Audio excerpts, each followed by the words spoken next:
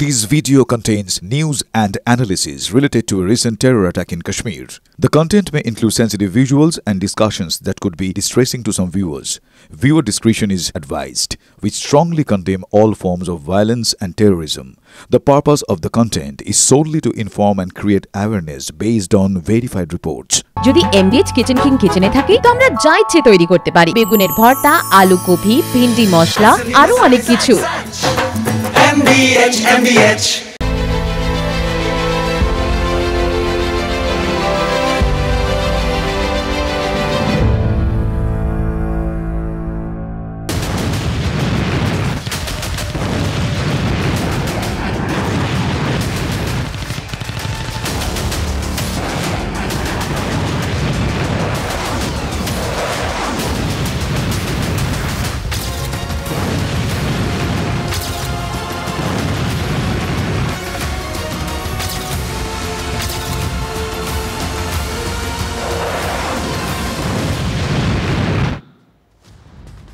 নমস্কার, TV9 বাংলায় আপনাদের স্বাগত জানাই। আর আপনাদের সঙ্গে রয়েছি আমি ঠোঁটকাটা শুভজিৎ। আর এখন শুরু করছি ঠোঁটকাটা স্পেশাল।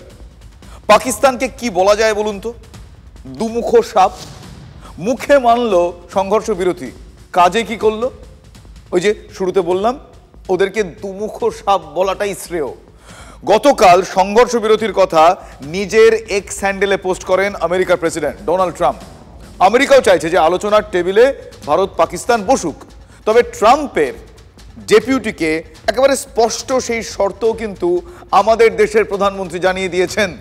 নিউ ইয়র্ক টাইমস তাদের প্রতিবেদনে তেমনটাই উল্লেখ করেছে। ফলে এইটা সব থেকে বড় খবর।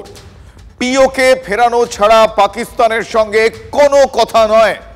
পাক অধিকৃত কাশ্মীর ভারতকে ফেরাতে হবে। জেডি ভান্সকে এই বার্তা দিয়েছেন প্রধানমন্ত্রী নরেন্দ্র মোদী। নিউ ইয়র্ক টাইমসে এই বিষয়টা, এই রিপোর্ট, এই প্রতিবেদন দেখতে পাওয়া গিয়েছে। যদি জঙ্গিদের হস্তান্তর করে তবে কথা বলা যেতে পারে। জেডি ভান্সকে এমনই বার্তা দিয়েছেন নরেন্দ্র মোদী। নিউ ইয়র্ক টাইমসেও এই রিপোর্টে এটা উল্লেখ রয়েছে। আরও কি উল্লেখ রয়েছে? আরও উল্লেখ রয়েছে যে আমরা কারো মধ্যস্থতা চাই না। জেডি ভান্সকে বার্তা দিয়েছেন এভাবে। নিউ ইয়র্ক টাইমসের রিপোর্টে এই কথা উল্লেখ রয়েছে, মোদী ভান্সের কথা উল্লেখ রয়েছে। ফলে এই মুহূর্তের অন্যতম গুরুত্বপূর্ণ আপডেট একে ধরাই যেতে পারে।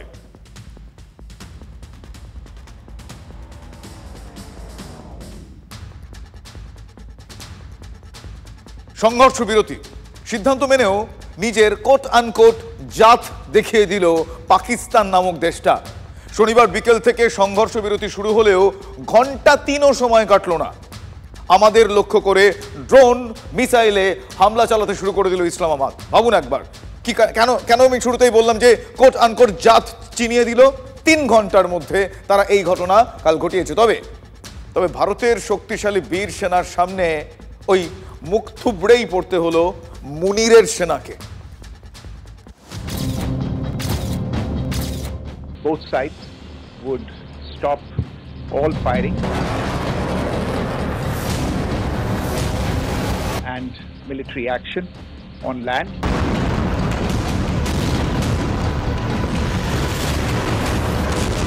And in the air and sea with effect from 1700 hours Indian Standard Time today. मैं श्रीनगर में हूं और यहाँ लगातार गोले छोड़े जा रहे हैं, जिसकी आवाज आप साफ तौर पर सुन सकते हैं। কূটনৈতিক স্তরে আনুষ্ঠানিক সংঘর্ষ বিরতি ঘোষণার পরেও কথা রাখল না পাকিস্তান এবং প্রত্যাশা ছিল না।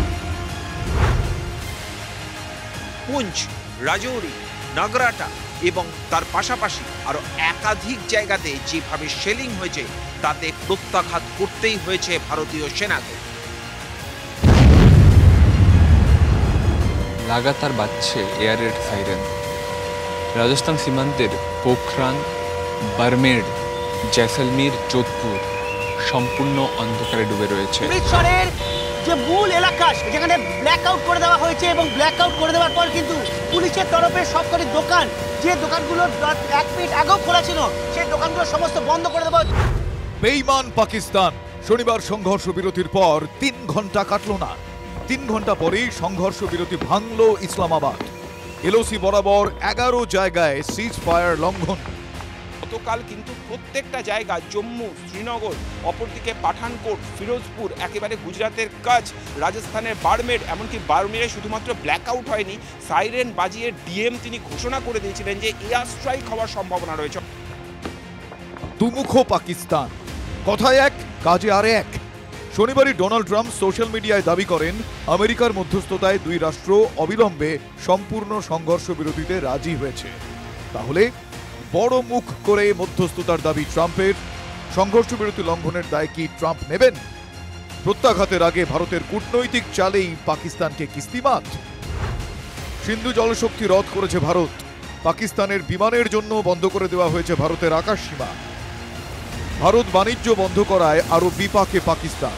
এই আবহেই ভারতের অপারেশন সিঁদুরে সীমান্ত পারের একের পর এক জঙ্গি ঘাঁটি গুড়িয়ে দেওয়া হয়েছে। অপারেশন সিঁদুরের পর দিশেহারা পাকিস্তান। অবন্তিপোরা, শ্রীনগর, জম্মু, পাঠানকোট, অমৃতসর, জলন্ধর, লুধিয়ানা সহ 15টি জায়গায় ড্রোন মিসাইল হামলার চেষ্টা, কিন্তু সে গুড়ে বালি। পাকিস্তানের আক্রমণ ভোঁতা করে দেয় ভারতের S-400 সুদর্শন চক্র। পাল্টা ড্রোন হামলা চালিয়ে পাকিস্তানকে উচিত শিক্ষা দিয়েছে ভারত। এমনকি রাওয়ালপিন্ডিতে পাক সেনার ঘাঁটিতেই হামলা চালিয়ে বুঝিয়ে দিয়েছে কত ধানে কত চাল। ভারতের পরাক্রমের সামনে মাথা নত করেই তাই পাকিস্তানের সংঘর্ষ বিরতির প্রস্তাব। আর সেই সংঘর্ষ বিরতি জারি হতেই আবারও নির্লজ্জ হামলা ইসলামাবাদে। কি বলবেন? দুনিয়াকে নিজেদের জাত চেনালো পাকিস্তান। কিন্তু ভারতের অবস্থান, ভারতের কড়া অবস্থান বারবার এদেশের প্রধানমন্ত্রী নরেন্দ্র মোদী জানিয়েছেন। পাকিস্তানের সঙ্গে সংঘাতের আবহে কড়া বার্তা দিয়েছেন নরেন্দ্র মোদী। সূত্র মারফত যেটা জানা যাচ্ছে তার বার্তা, পাকিস্তান গুলি চালালে গোলায় জবাব দেবে ভারত, সেনাকে নির্দেশ দিয়েছেন নরেন্দ্র মোদী। সূত্র মারফত এটাও জানা যাচ্ছে, আমাদের মারলে আমরাও মারব, ঠিক এভাবে কেন্দ্র অবস্থান স্পষ্ট করেছে। মোদীর কথা মতো ঘরে ঢুকে প্রত্যাঘাত, সংঘর্ষ বিরতির জন্য অ্যাকশন আপাতত মানে সাময়িকভাবে বন্ধ, এমনটাও জানানো হয়েছে।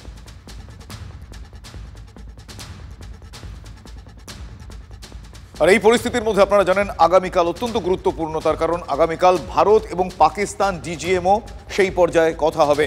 আর তার আগে পাকিস্তান আবারও ওই একই শব্দ আমি ব্যবহার করবো, তাদের জাত চেনালো। তার কারণ দ্বিচারিতা দেখালো। আসলে ওই দুষ্টের ছলের অভাব হয় না বলে না, এই প্রবাদগুলো পৃথিবীর অন্য যে কোনো প্রান্ত থেকে বাদ হয়ে যেতে পারে, কিন্তু পাকিস্তান থেকে বাদ হয় না। তাই মুখে তারা সংঘর্ষ বিরতির কথা বললেও ছলায় কলায় ওই সন্ত্রাসের ছক কষে চলেছেন শাহবাজ শরীফ, আসিম মুনিররা। একটু বিস্তারিতভাবে আসুন দেখি।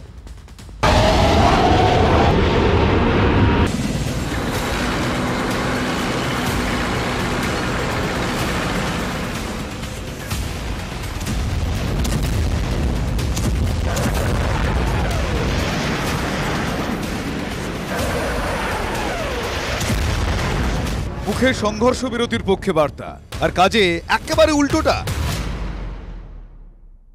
সংঘর্ষ বিরতি ভাঙার পিছনে পাকিস্তানের জঙ্গি ঢোকানোর ছক।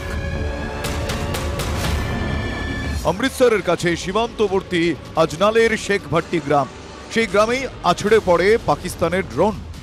যে জায়গায় আমরা দাঁড়িয়ে আছি সেই জায়গাটি হচ্ছে পাকিস্তানের সীমান্ত সংলগ্ন আজনাল গ্রামের চেক ভাট্টি এলাকা। বারবার করে ড্রোন উড়ে এসেছে এই এলাকার আকাশের ওপরে। একটি ড্রোন, যে ড্রোনে ছিল RDX, IED, বিপুল পরিমাণে অস্ত্র, যার মধ্যে আগ্নেয়াস্ত্র, গ্রেনেড, কার্তুজ সমেত, ড্রোনটি ঠিক এইখানে পড়েছিল। প্রায় 3 কেজি বিস্ফোরক, 2টি করে হ্যান্ড গ্রেনেড, ডিটোনেটর উদ্ধার হয়েছে 30 রাউন্ড তাজা গুলি, 2টি পিস্তল, 4টি ম্যাগাজিন। ড্রোনে করে ফেলা হয়েছিল বিপুল বিস্ফোরক। ড্রোন পড়তেই এলাকার যিনি বাসিন্দা, অর্থাৎ এই পিকুকে বাড়িটা দেখাতে বলবো, ঠিক সীমান্ত লাগোয়া এই গ্রামের যে এই বাসিন্দার এই যে বাড়ি, সেই বাড়ির যে মালিক তারই জমি এইটা। তার জমিতে ড্রোনটা পড়তেই তিনি সঙ্গে সঙ্গে ছুটে আসেন। बहुत लोग इकट्ठे हो गए, फिर अं देखा तो समान उत्थे पे आया, वो पैकिंग ही पई ही। फिर पुलिस आई आ, पुलिस ने वो पैकिंग खोल के देखी आ भी इसके बीच में क्या है तो क्या नहीं। हम तो कुछ नहीं देखा भी क्या इसके बीच में है क्या नहीं, पैकिंग ही पड़ी सी। পাকিস্তানের ড্রোনের সঙ্গে তার দিয়ে লাগানো ছিল একটি হলুদ প্লাস্টিক, তার মধ্যে ছিল বিস্ফোরক, আগ্নেয়াস্ত্র। গোয়েন্দাদের সন্দেহ, সীমান্তবর্তী অমৃতসর গ্রামে অনুপ্রবেশের ছক কষেছে পাকিস্তান, আর জঙ্গি অনুপ্রবেশ ঘটিয়ে সেই জঙ্গিদের হাতেই অস্ত্র দেওয়ার চক্রান্ত ছিল। তবে শেষ রক্ষা হয়নি। ওদিকে অপারেশন সিঁদুর চলছে, আর এদিকে অমৃতসর সীমান্তে সন্ধে নামলেই গুলি চালাচ্ছে পাক রেঞ্জার্স, নিয়ম করে প্রতিদিনই। কেন? মূলত বিএসএফ যেটা মনে করছে, এই যে বারবার করে গুলি চালাচ্ছে সন্ধ্যেবেলা হলেই, সেটা অনুপ্রবেশ করানোর কৌশল। আর অনুপ্রবেশ ঘটিয়ে এখানে যে অস্ত্রগুলো পড়ে সেগুলো তাদের হাতে পৌঁছে দেওয়া, যাতে পাঠানকোট, অমৃতসর, এয়ারবেস সহ একাধিক এলাকায় নাশকতা চালানোই ছিল মূল লক্ষ্য। কি বুঝলেন? আসলে সন্ত্রাসের সঙ্গে মিলেমিশে একাকার পাক সেনা ও শরীফ সরকার, আর সেই সন্ত্রাসকে নির্মূল করতেই শেষ দেখে ছাড়বে ভারত। অতএব সাবধান পাকিস্তান। जिन्होंने ये हमला किया है, उन आतंकियों को और इस हमले की साजिश रचने वालों को उनकी कल्पना से भी बड़ी सजा मिलेगी।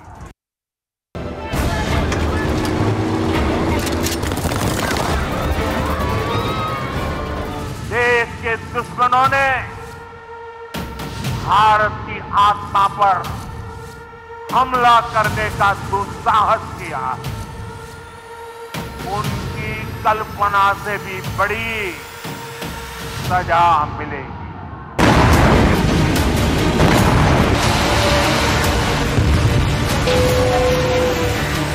जिन भारत विरोधी और आतंकी संगठनों ने भारत माता के मस्तक पर हमला करके कई परिवारों के सिंदूर मिटाए थे, उन्हें भारतीय सेना ने ऑपरेशन सिंदूर के माध्यम से इंसाफ दिलाने का काम किया है।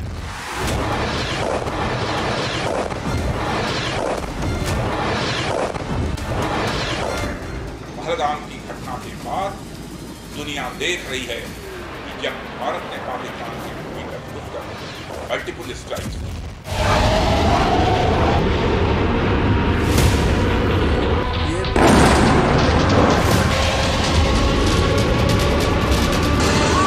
हमने दिखाया भारत आतंकवाद के खिलाफ जब भी कोई कार्रवाई करेगी तो आतंकवादियों और उनके आकाओं के लिए सरहद पार की जमीन भी सुरक्षित नहीं रहेगी।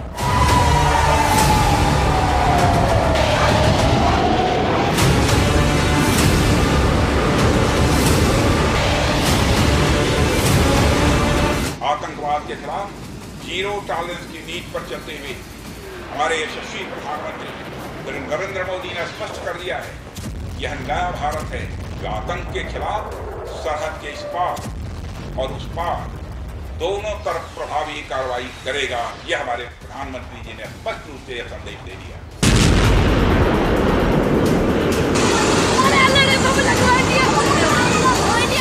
भारत में आतंकवादी घटनाएं करने और कराने का क्या अंजाम होता है, यह पूरे विश्व ने उरी की घटना के बाद देखा, जब हमारी सेना ने पाकिस्तान में घुसकर सर्जिकल स्ट्राइक की। पुलवामा के बाद देखा जब बालाकोट पर एयर स्ट्राइक की गई।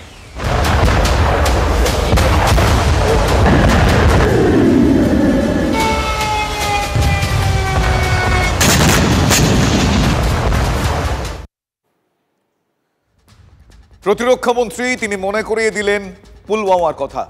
আপনাদের নিশ্চয়ই দিনটা মনে আছে, 2019 সালের 14 ফেব্রুয়ারি জম্মু শ্রীনগর জাতীয় সড়ক ধরে সেনা কনভয় যাচ্ছিল। লেথাপোরায় জঙ্গিদের আত্মঘাতী হামলায় নিহত হন 14 জন সিআরপিএফ জওয়ান।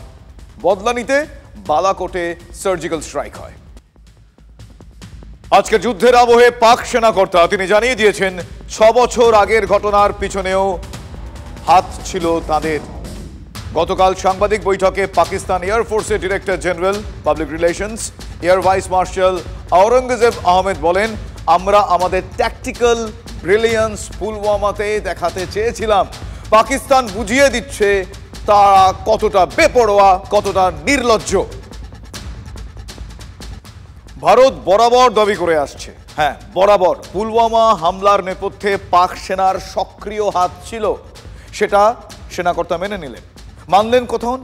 মানলেন যুদ্ধের আবহে। 2020 সালের 29 অক্টোবর পাক সংসদে মন্ত্রী ফওয়াদ চৌধুরী স্পষ্ট জানিয়েছিলেন যে পুলওয়ামা হামলার পিছনে পাকিস্তান রয়েছে।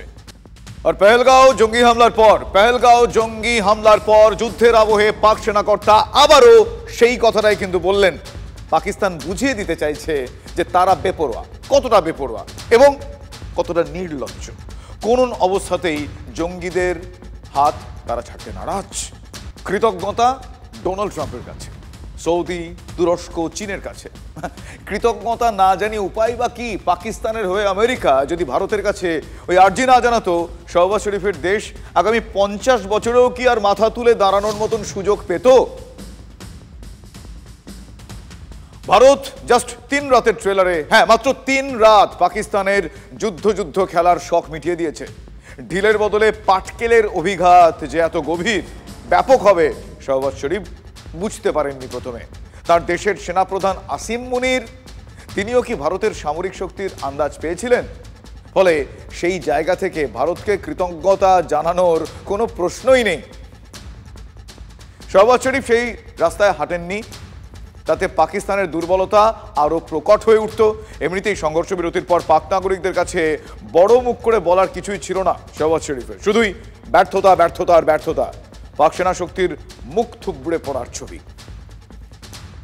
আমরা যে পজিশনে ছিলাম কালকে যখন যুদ্ধবিরতিটা হয়েছে, আমরা যে কোনো অ্যাকশন নিতে পারতাম আর আমাদের বাধা দেবার কেউ ছিল না। যে পাকিস্তানের শিক্ষাটা কিন্তু আমার মতে এখনো পুরো হয়নি। সেখানে দাঁড়িয়েই কেন শাহবাজ শরীফ ইউমি তাশাকুরের মুদ করে রাখতে চাইলেন পাকিস্তানকে, সে প্রশ্নটা উঠল। সে কথায় পরে আসবো অবশ্যই, তবে সংঘর্ষ বিরতির পর শাহবাজ শরীফ জাতির উদ্দেশ্যে কি বার্তা দিয়েছিলেন সেটা আপনারা জানেন, শুনতে হবে। বার্তা ছিল, ভারতের হামলা রুখে দিয়ে ঐতিহাসিক সাফল্য পেয়েছে পাকিস্তান। কয়েক ঘন্টার মধ্যে ভারতের সেনাবাহিনীকে চুপ করিয়ে দিয়েছে পাকিস্তান। ইতিহাস সেটা মনে রাখবে। আর তাতেই নাকি বিজয় উৎসব। কি নামে ডাকছেন সেটা? ইউম-ই-তাশাকুরে, সেনাকে ধন্যবাদ। ইংরেজিতে একটা কথা আছে না, failure is the pillar of success. তাই ভারতের বিরুদ্ধে ফেলু মাস্টার বলেই ডাকি পাক সেনাপ্রধান মুনিরের পিঠ চাপড়ে দিতেই পারেন, সেটা তাদের ইচ্ছে, পজিটিভ থিঙ্কিং সেটা। কিন্তু পাকিস্তানের অতি বড় স্তাবকে কিন্তু এই গোটা বিষয়টা দেখলে শুধুই হাসবেন, হো হো করে হাসবেন। ভারতের বিরুদ্ধে কোন জায়গা থেকে জয় পাকিস্তান দেখছে, বিস্ময়কর প্রশ্নটা গোটা পৃথিবীর সামনে ঘুরঘুর করছে। আমেরিকা পাকিস্তানকে F-16 দিয়েছিল, ভারত গুড়িয়ে দিয়েছে। চীন তুরস্কের থেকে নেওয়া ড্রোন মিসাইল ভারতের মাটিতে আঘাত করার আগেই আকাশে চুরমার হয়ে গিয়েছে। ভারতের সুদর্শন সুরক্ষায় চুরমার হয়ে গিয়েছে। ভারতীয় arm forces as a whole integratedly ওদের পুরো এয়ার ডিফেন্স সিস্টেম, ওদের রাডার, যে কটাই ওরা চায়না থেকে পেয়েছে সব কটা আমরা ডিস্ট্রয় করেছি। F-16 যেরকম ভাবে ভারত ফেলে দিল, মানে F-16 তো one of the most technologically advance 4th generation aircraft, সেইটাকে যখন ফেলে দেওয়া হলো, ভারতের এয়ার ডিফেন্স সিস্টেম আমার মনে হয় এই মিলিটারি পড়াশোনায়, হিস্ট্রিতে, ইন মিলিটারি অ্যান্ড স্ট্র্যাটেজিক পড়াশোনায় অল ওভার দ্য ওয়ার্ল্ড, যত ওয়েস্ট পয়েন্ট থেকে নিয়ে ব্রিটেন থেকে নিয়ে অস্ট্রেলিয়ায় যারা পড়াশোনা করে এই সামরিক বাহিনী নিয়ে, তাদের সাফল্য নিয়ে, আমার মনে হয় ভারতের air defence system will be a chapter, একটা চ্যাপ্টার হবে in military history for the entire world to study. যে চীনা প্রযুক্তিতে পাকিস্তান মনে করেছিল যে তাদের আকাশ ডিফেন্স দুর্ভেদ্য, প্রত্যাঘাতে ভারতও তা মিশিয়ে দিয়েছে। পাক সেনাঘাঁটি থেকে রানওয়ে কিচ্ছু রক্ষা করতে পারেনি পাকিস্তান। সেই দেশটা আবার কি বলছে ভারতের বিরুদ্ধে কোট আনকোট জয় নাকি তাদের হয়েছে। কিসের জয়? আসলে অবোধের ওই গোবধে আনন্দ বলে, এক্ষেত্রে অনেকটা তাই। কাপুরুষ পাকিস্তান রাতের অন্ধকারে সীমান্তের ওপার থেকে মর্টার গোলাগুলি ছুড়ে নিরীহ কিছু মানুষকে মেরেছে। তাদের বিজয় দিবস পালন করতে হচ্ছে কেন? এই প্রশ্নের উত্তরে সোজা কথা যদি আমি বলি তাহলে বলতে হয় চাপ, শুধুই চাপ। পাক পার্লামেন্টে শরীফকে ইতিমধ্যেই প্রশ্নের মুখে পড়তে হয়েছে। শেষে দেশের সাংসদদের চোখে শাহবাজ শরীফ শেয়াল, নরেন্দ্র মোদী শের। শেয়াল তো ধূর্ত হবেই, কারণ কিসসা কুরসিকা। ইতিমধ্যে ইমরান খানকে জেলমুক্ত করার দাবি উঠেছে। চাপে পড়েই তাই পাকিস্তানিদের উৎসবের আফিম খাওয়াতে চাইছেন তিনি।